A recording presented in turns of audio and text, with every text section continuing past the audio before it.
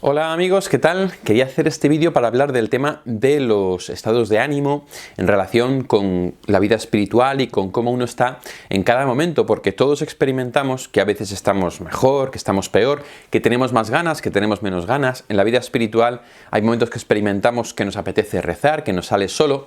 Hay otros momentos en los cuales pues sentimos que no nos apetece nada o que nos cuesta más. Vamos a hablar un poquito de eso porque creo que es muy importante aclararlo y creo que es un tema del que a veces no hemos hablado lo suficiente. Todos sabemos que los sentimientos vienen y van. La experiencia humana nos dice que uno a veces se siente bien, se siente mal, se siente regular. Tú te levantas un día y te sientes triste, no sabes por qué, o cansado, o enfadado. Casi todos los sentimientos tienen alguna causa soterrada, pero eso no es lo importante. Lo importante es reconocer que hay momentos en los que uno no está al 100% y que eso te afecta a tu estado de ánimo y que por lo tanto tu estado de ánimo es variable. Eso es una cosa que es como muy evidente, pero es muy importante. Y el estado de ánimo nos puede afectar a las relaciones, nos puede afectar al trabajo, nos puede afectar a todas las cosas. También a nuestra relación con Dios y a nuestra vida espiritual. Si tú tienes un día en el que estás triste, o en el que te sientes enfadado, o en el que tienes miedo o ansiedad o lo que sea, eso va a afectar de un modo natural a tu relación con Dios y a tu relación con los demás, porque esa es parte de la naturaleza humana. Sin embargo, nosotros no somos solo sentimientos, no somos solo sensaciones, sino que también tenemos inteligencia y voluntad. Imaginemos un triángulo en el cual una esquina es la emoción, el sentimiento, la sensación, otra esquina es la voluntad, la decisión, la libertad, y la parte de arriba es la inteligencia, el pensamiento, la razón. Esos tres aspectos son esenciales para el ser humano y es lo que nos diferencia de los animales y lo que nos hace humanos. En ese sentido, nosotros no podemos dejarnos llevar solamente de la emoción, del sentimiento o de la sensación, porque entonces podemos meter la pata. En un momento de euforia podemos elegir algo que realmente no nos conviene, o en un momento de bajón podemos dejar de hacer algo que realmente sí que es bueno para nosotros. Por eso, junto con la emoción, tenemos que utilizar la razón, la inteligencia para pensar, para utilizar la lógica para ver eso que me está pasando y así decidir con la voluntad si hago algo o si no lo hago. Este esquema vale absolutamente para todo. Por ejemplo, para el amor. Yo me puedo dejar llevar por un sentimiento de emoción, de enamoramiento, de pasión, pero luego tengo que aplicar la inteligencia para ver si esa persona me conviene o si no, si somos compatibles o no, si es soltero o no, y entonces tengo que aplicar después ya la voluntad, la decisión, la libertad para elegir si me acerco a esa persona, si no me acerco, si sigo con ella, si no sigo, si me caso, si no me caso, ¿vale? Es decir, en el fondo, si nos damos cuenta,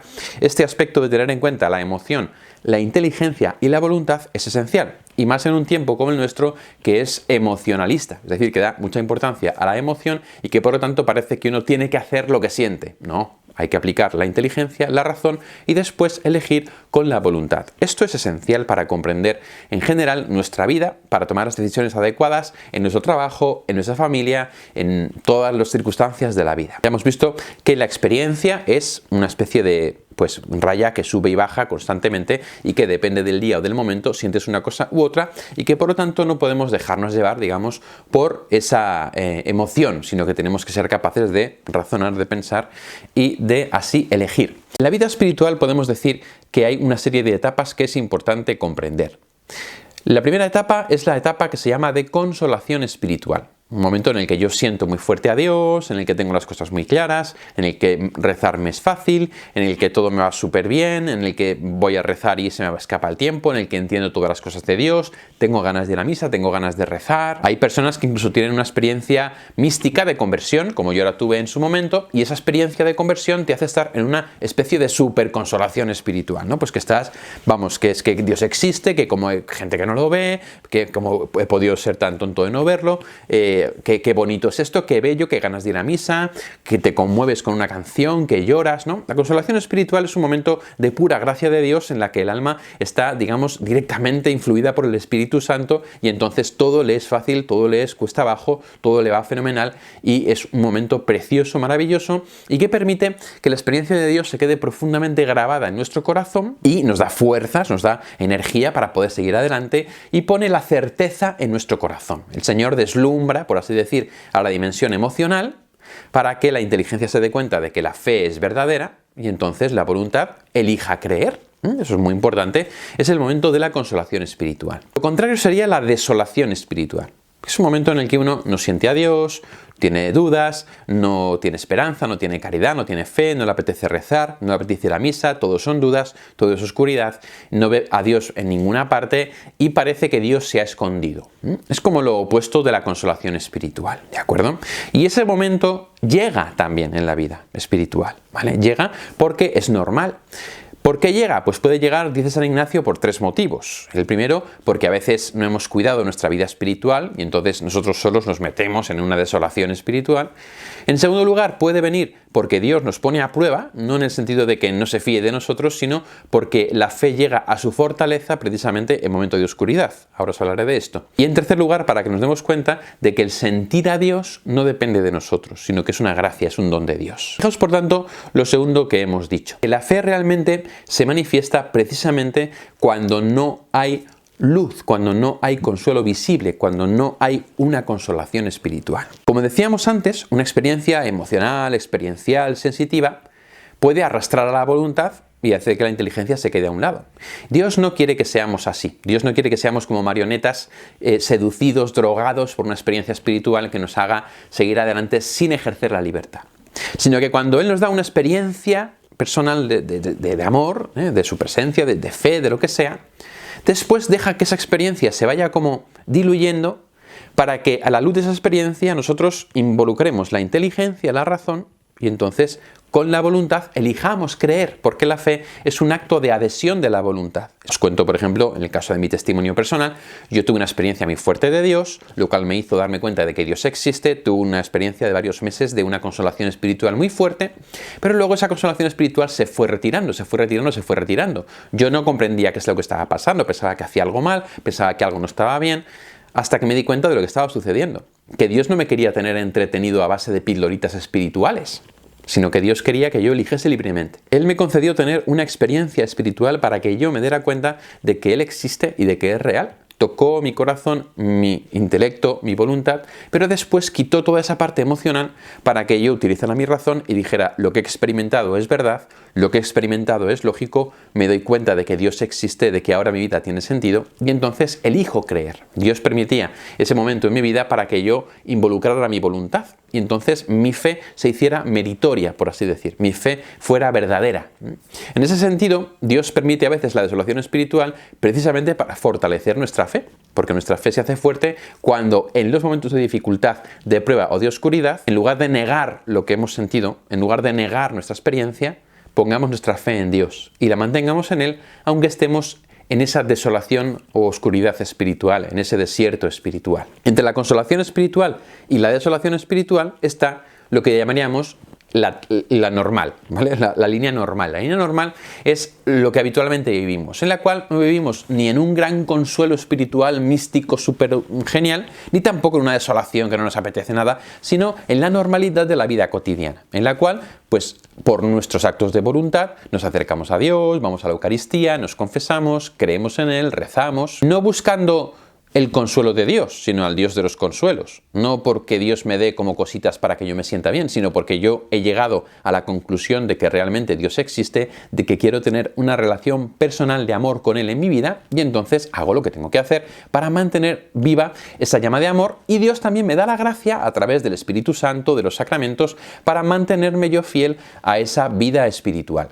En ese tiempo normal, que es el habitual en la vida de fe, en la que no pasan cosas extraordinarias, ni hay grandes luces, ni grandes cosas místicas, ni tampoco grandes oscuridades, uno descubre, cuando mantiene la vida de oración y cuando mantiene la fe, que la voz de Dios empieza a manifestarse de fondo, de un modo más profundo, de un modo más callado, con una mayor quietud, de un modo, pues, más ordinario. Entonces empiezas a ver que Dios te guía a través de la vida. La voz de Dios resuena muchas veces a través de los deseos del corazón, de las circunstancias o de otros modos a través de los cuales Dios nos está hablando. No hace falta que sea de un modo místico, sino que muchas veces en la propia vida, en el día a día, discerniendo sobre la vida cotidiana en la oración, sobre mi trabajo, mi familia, mi estudio o mis relaciones, voy descubriendo que Dios me habla de un modo callado, de un modo silencioso, de un modo profundo, pero de un modo real. Hay gente que está en una consolación espiritual y luego pasa un tiempo normal y piensa que es que ya no siente a Dios, que es que algo ha hecho mal, que es que... No, simplemente estás pasando a la normalidad, a la vida cotidiana con Dios. En esa vida cotidiana Habrá momentos de desolación, momentos en los que no sentirás a Dios, en los que te será difícil, en los que tendrás oscuridad, y ahí Dios te llama a la perseverancia y a darte cuenta de que el sentir a Dios no depende de ti, no es una autosugestión, sino que es un don de Dios. Entonces es importante, ¿no?, mantenerse ahí fiel, porque luego vuelve otra vez esa temporada de normalidad o incluso la consolación espiritual. Y al mismo tiempo el que está en consolación espiritual, que se dé cuenta de que no va a seguir siempre en la nube mística, sino que en algún momento pues va a bajar hacia una vivencia de la fe que va a ser más normal. Esto es importante comprenderlo para que ni en la consolación nos vengamos arriba y entonces luego nos peguemos una torta al bajar a lo normal, ni en la desolación caigamos en la desesperanza pensando que va a seguir para siempre, sino que la vida espiritual va a ir siguiendo una especie de línea, pues que será a veces arriba, a veces abajo, a veces recto, y eso es lo normal en la vida espiritual. En todo caso, ¿qué hay que hacer? Perseverar, perseverar y perseverar. En un momento de consolación espiritual, dice San Ignacio de Loyola, no hay que tomar grandes decisiones. ¿Por qué? Porque en ese momento estamos deslumbrados por el amor de Dios. Hay que esperar a que se pase la consolación espiritual para, aplicando la razón y el discernimiento, ver qué tengo que decidir, ¿no? Si yo tengo una gran iluminación espiritual y digo, pues a partir de ahora voy a hacer ayuno todos los días y a rezar 5 rosarios, ¿no? Pues en ese momento de iluminación espiritual te crees capaz de todo, pero cuando cae esa consolación espiritual y llegas al punto de lo normal, te das cuenta de que te has puesto propósitos excesivos y entonces ahí el demonio te puede tentar para que tú tires la toalla. No, tú cuando tengas una consolación espiritual, disfrútala, llénate de Dios y después de esa consolación espiritual, entonces haz los compromisos con el discernimiento, con el acompañamiento espiritual que tú creas que tienes que hacer y toma las decisiones adecuadas. Yo en mi consolación espiritual sentí la vocación al sacerdocio, al principio me peleé con ella, finalmente la acepté, pero luego he tenido 7 años de seminario que me han ayudado en esa normalidad o a veces incluso en la desolación a darme cuenta de que esa era la voluntad de Dios para mi vida y por lo tanto la decisión no la tomas en el calentón de la consolación espiritual, sino la tomas con el discernimiento. Y también para que la gente que está en desolación espiritual pues no se desespere ahí, sino que se dé cuenta de que saldrá. Todo se pasa, como decía Santa Teresa de Jesús, y lo que tiene que hacer uno es perseverar y pedir para salir de esa desolación espiritual y entonces llegar a la vida normal o llegar a la consolación espiritual. En esta vida, este esquema normal, ¿vale?, consolación normal y desolación, tenemos que añadir un punto muy importante que es la acedia. La acedia es una especie de especificidad de la desolación espiritual en la cual uno siente pereza para las cosas de Dios, siente rechazo hacia las cosas de Dios. O sea, le da hasta repulsa ir a misa, o sea, le da repulsa rezar, le da repulsa todo lo que tenga que ver con Dios, ¿vale? Este estado espiritual de acedia existe. Se puede dar a veces por una sobresaturación de vida espiritual, que uno se satura de vida espiritual y entonces de algún modo como que se empacha. Puede suceder porque el demonio está influyendo en el alma y le está haciendo rechazar a Dios o por causas desconocidas. La acedia, que es un peligro real de la vida espiritual que a veces sucede, se vence a través de la perseverancia. Perseverar, perseverar, perseverar, sabiendo que es un estado del alma que se acaba, que se pasa. No ceder a la acedia, no ceder a la falta de ganas de Dios, sino perseverar, aunque te cueste, aunque sea duro, aunque sea una cosa que no te sale. Es que lo importante no es que te salga, sino que lo importante es que lo hagas, ¿vale? Y por eso es tan importante en la acedia. Uno no tiene que escandalizarse ni que asustarse, no es que esté poseído, no es que vaya todo mal, sino simplemente es un estado del alma, de una especie de pereza. Uno lo acepta que está así, acepta que es el momento que le toca vivir, pero tiene que mantenerse perseverante a Dios y poner todos los medios necesarios para poder vencer a esa acedia, como es la oración, apoyarse en la comunidad, la dirección espiritual, hacer un poquito de penitencia, acudir a los sacramentos, para poder así superar esa etapa de acedia espiritual que también se pasa. Por último, tenemos que tener en cuenta que hay veces que uno está mal, uno tiene depresión, uno tiene ansiedad, entonces no te apetece nada, pero ni de Dios ni no de Dios. No te apetece ver a nadie, ni a Dios ni a nadie. Esos son momentos que son más bien humanos, son más bien causas, son más bien causas psicológicas que pueden afectar mucho a tu relación con los demás y a tu relación con Dios. Hay muchas veces el factor espiritual no es importante el factor psicológico, y en ese sentido es importante atajar los problemas psicológicos que me están haciendo tener desgana, que me pueden hacer pues estar un poco deprimido, un poco de bajón, un poco encerrado a mí mismo, ¿no? Y eso puede tener que ver desde cuestiones médicas hasta cuestiones humanas, hasta una herida emocional o cualquier cosa. Entonces no hay que confundir el momento de bajón psíquico o de ansiedad, ¿no? Desorden psíquico con un desorden espiritual. A veces el desorden psíquico afecta a lo espiritual, por supuesto, pero hay que trabajarlo desde lo psíquico. O sea, una persona que tiene depresión, lo que tiene que hacer es ir al psicólogo o tomar medicación para que esa depresión se le pase. Y es lógico que afecte a su vida espiritual. Su vida espiritual mejorará cuando mejore su vida psíquica. Eso es una cosa que es normal. No hay que confundir nunca el plano espiritual con el plano psicológico, porque a veces esto nos lleva a pensar que es que me siento lejos de Dios porque he pecado, y no, es simplemente que tienes una depresión o que te falta vitamina D, si es que hay veces que es simplemente por eso. Un amigo mío estuvo un tiempo en el norte del hemisferio norte y entonces allí la noche era más larga y empezó a sentirse pues como triste, caído, deprimido, hasta que investigó y se dio cuenta de que sin vitamina D que nos genera el sol nos entra depresión. Entonces lo que le faltaba era vitamina D, no ganas de vivir, ¿no? Espero que este vídeo os haya ayudado a situaros más en la vida espiritual y que os ayude sobre todo a perseverar, a darnos cuenta de que hay momentos y momentos en la vida espiritual, pero que lo importante es mantenerse firmes siempre en la fe. Todo se pasa, tanto la consolación como la desolación, la acedia, todo se pasa y al final queda Jesucristo. Por tanto, hay que ser fiel al Señor, no dejarnos arrastrar por las pasiones, por las ideas, por los momentos, por los estados anímicos, sino perseverar, perseverar y perseverar, porque así es como conseguiremos llegar al cielo, que es el destino de nuestra vida. Ánimo y adelante.